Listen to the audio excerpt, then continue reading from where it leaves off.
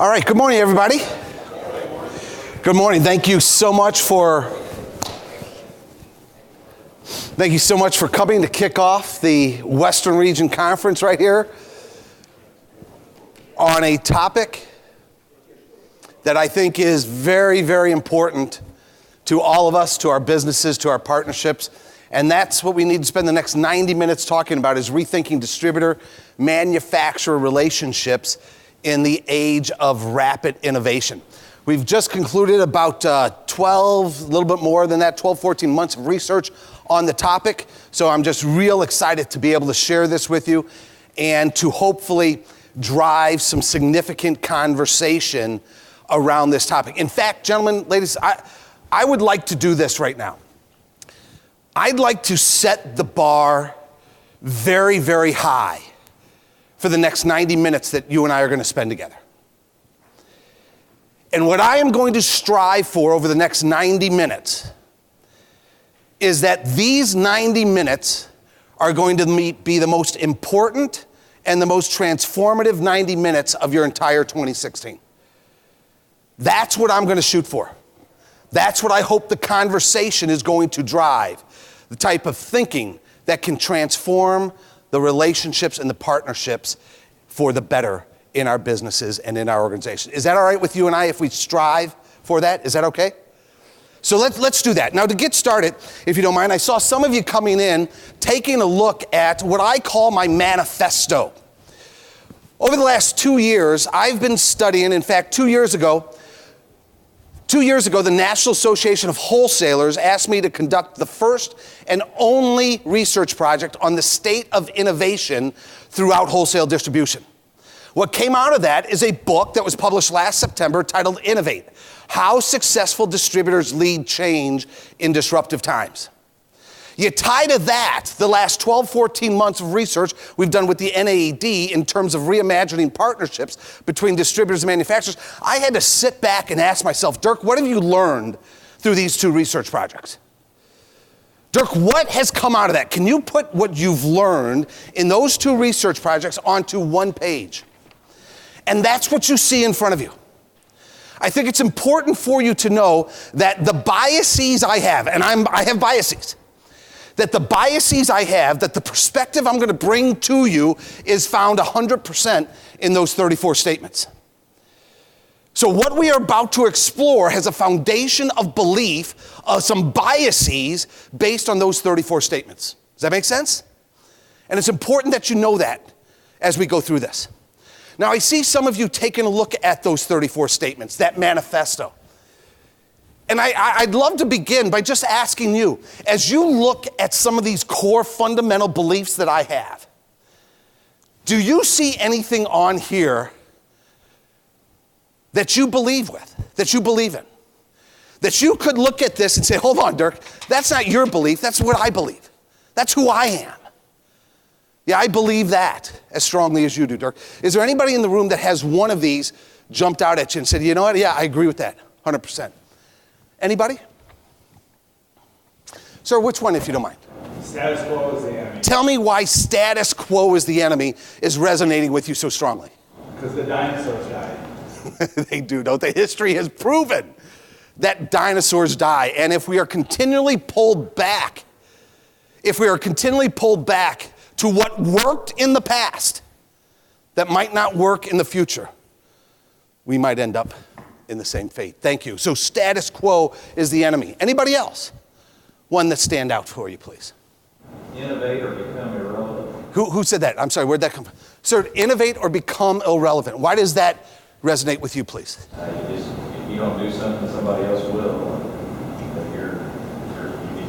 You become irrelevant, right? And maybe even that's happening faster than ever before, I believe, right? Yeah, we must think differently. We must look at the business differently. We must look at the markets differently. We must look at our customer bases differently. And we must innovate or we become irrelevant. Look, we're not going to talk about it here, but let me give you my definition of innovation, right? Innovate or become irrelevant, right? My definition of innovation quite simply says this: leading customers to a better future for which they are willing and capable of rewarding you. Right? Leading customers to a better future. They have unmet needs. They have unmet challenges, unarticulated needs. Those who get closer to that market than anybody else can uncover those unmet needs, unarticulated needs, and drive new solutions. Those are the ones I believe are going to remain relevant going forward. One more. Is there anybody else that has a statement that resonated with you?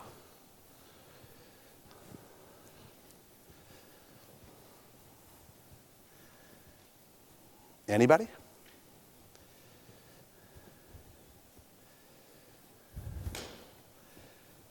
Give me one more. Can I ask somebody at this table? Do you mind? Is there one that stands out to you? Relevance? Can I ask you, Ken, what's sticking to your mind relative to relevance? If we're not relevant to the customer, we're going to find someone who is. And by the way, can we say, if we're not relevant to our customers and relative to today's topic, ... our partners, they're going to find somebody who is. So thank you. So this is the biases from which I am coming at. And one of the things that I believe that sets the tone for everything we're going to explore is this. Gentlemen, would you agree with me, ladies, would you agree with me that we find ourselves in the age of disruption? We find ourselves managing our businesses, managing our relationships, managing our partnerships at a time when change is coming in, and you guys alluded to it, when change is coming at us faster than ever before. Do you guys feel that as I do? It's coming at us faster than ever before. And now where does the change typically come from? The change that you and I feel, where does the change come from? Have we built a business? Have we built an organism in our business where our people are so open and receptive to change that they walk in every day to you, say, boss, what are we going to change today? Is that what happens? Or is there typically some wall that says, you know what? Change is hard. What we've done in the past has worked. Let's be pulled back to the status quo. What I find, and tell me if you agree or disagree, is that the change we face at a faster rate than ever before typically comes from outside of the business rather than inside of our businesses. Does that resonate? And what did Jack Welch, the former CEO of General Electric, remind us? What Jack Welch reminded us was, if the change on the outside is faster than the change on the inside, what did he tell us? The end is near. The end is near. So we live in this age of disruption. Change is coming at us faster than ever before. So what we wanted to do with the NAED is determine, in this age of disruption, in this age of rapid innovation, are the partnerships between distributors and manufacturers by design needing to change, evolve, and innovate, if you will. So what we did over the last 12 months is we went and conducted our research and our survey. You see up there, we had the opportunity to survey 102 distributor participants from the association. And what is that? 144 manufacturers as well. Besides that, we also went out and we had phone interviews, right? With 17 different distributors, 10 different manufacturers, 2 non-NAED distributors, 1 non-NAED manufacturer. And then in addition to that, we also went out to try to get some ideas from outside of the industry. And we went and talked and learned from technology and thought leaders, the IBMs, Deloittes, the NetSuites, the Ciscos, the MITs of the world, and the rest. And so here's what we found at the high level. Partnering, of course. We talk about partnering all the time. So partnering, of course, it sounds simple. It sounds logical. I need you, you need me. Of course. Of course, partnering. Let's sit down and let's understand each other's strategy. It makes so much sense, doesn't it? It's really good. And then let's see, when we're sitting down, where our strategies overlap. And then let's roll up our sleeves at those intersections. And then let's develop some strategies. Let's develop some joint plans, as partners do. And then, yes, let's hold each other accountable for those plans. And then let's grow our businesses together. Makes sense, doesn't it, guys? Anybody want to get around the campfire and sing Kumbaya? Because that's what partnering is. On the one level, it's simple. Let's do those things. Well, welcome to reality. Welcome to reality of what we found. That reality says this. The reality says we find ourselves needing to partner in a new environment. We find ourselves needing to partner in this age of disruption. We find ourselves needing to partner at a time when the future is not quite as clear as maybe it has been earlier in our careers. You see, we call this the need to peer into the future. If we're going to look to develop partnerships going forward, we must understand this age of disruption. We must understand the pace of change that's happening, maybe better than ever before, and we must peer into the future to determine what, in fact, the partnerships of the future are going to look like. Does it make sense? In order to do that, we need to do a couple things. First, there's two parts in my mind of peering into the future.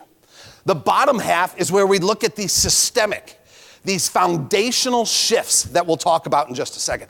And then from there, once we understand the systemic foundational shifts that are taking place, the macro changes, shifts that are happening, then we've got to take a look at how is all that impacting the contractors that we call on, the industrial accounts that we work with. So we need to peer into the future. The first way we need to peer into the future is we must understand the mega trends and the big shifts. We must connect the dots and start to really understand the mega trends and the big shifts. And then we need to understand how are those mega trends impacting our dynamics as electrical distributors, as manufacturers in the industry. Then we need to understand the customer outcomes and then the needs of the customers. Let's start with looking at some of the mega trends that are going to be impacting the partnerships between distributors and manufacturers going forward. Does it make sense where we're at? All right, let's look at some of those mega trends. Number one,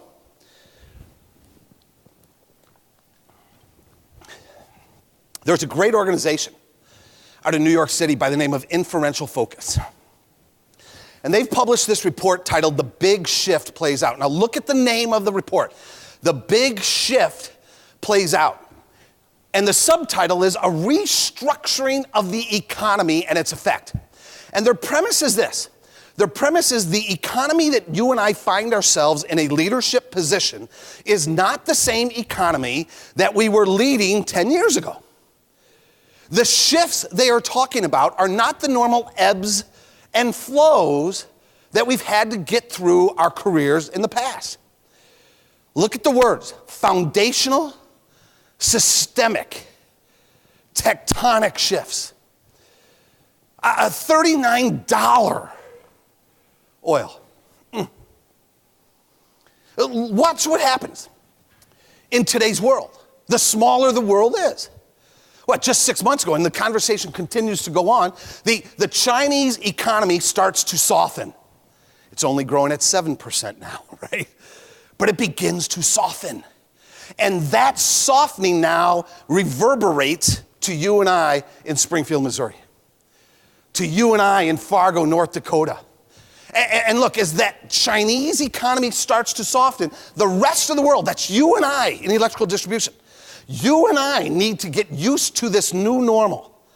A China in the midst of a tectonic shift in their giant economy that is rattling markets worldwide. What they're suggesting is there are foundational, systemic, tectonic shifts, not the normal ebbs and flows. You and I know what's happening to the economy. The power base is moving off of North America to China, to Asia. And that's going to change the dynamics of business and partnerships from here on out, I believe, we find. Here's a second report. Again, we're peering into the future, the macro trends. Second report is from Deloitte. It's titled The Hero's Journey Through the Landscape of the Future. And again, look at the words they use. The seismic waves of change, not the normal ebbs and flows that we've been used to throughout our career. Seismic waves of change. The rapid advances in technology that we all know of. Governmental regulation and liberalization of public policy. I mean, I don't want to get into politics here, but you and I can talk all day long about if we agree or disagree with over-regulation of government. But the bottom line is this.